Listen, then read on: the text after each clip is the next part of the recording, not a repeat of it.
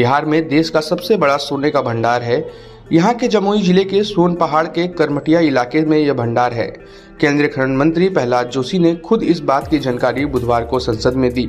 प्रहलाद जोशी ने खुलासा किया कि जमुई में देश का सबसे बड़ा स्वर्ण भंडार है। अकेले 44% सोना जमुई जिले के सोन इलाके में है। मंत्री के खुलासे के बाद देश के सबसे गरीब राज्यों में से एक बिहार की उम्मीदें जग गई हैं। स्थानीय लोगों को जल्द ही सोने का खनन शुरू होने की आस भी जग गई है। बिहार बीजेपी अध्यक्ष और बेतिया सांसद अजय जायसवाल ने लोकसभा में बुधवार को केंद्रीय खनन मंत्री प्रहलाद जोशी से बिहार के राज्यों में सोने के भंडार को लेकर सवाल किया था। इसी सवाल के जवाब में प्रहलाद जोशी ने जानकारी देते हुए बताया कि बिहार में देश का सबसे बड़ा स्वर्ण भंडार है। इसमें बताया गया है कि देश में कुल 501 टन प्राथमिक स्वर्ण आयरक भंडार है। इसमें 654 टन स्वर्ण धातु है। इसमें 44% सोना तो केवल बिहार में ही पाया गया है। राज्य के जमुई जिले के सोनो क्षेत्र में 37.6 टन धातु आयरक सहित 222.895 मिलियन टन स्वर्ण धातु से संपन्न भंडार मिला है। जमुई जिले के सोनो प्रखंड के चुरहत पंचायत का करमटिया इलाका कई दशकों से स्वर्ण भंडार को लेकर चर्चा में रहा है। यहाँ के लोग बताते हैं कि बहुत पहले से यहाँ की मिट्टी में सोने के छोटे छोटे टुकड़े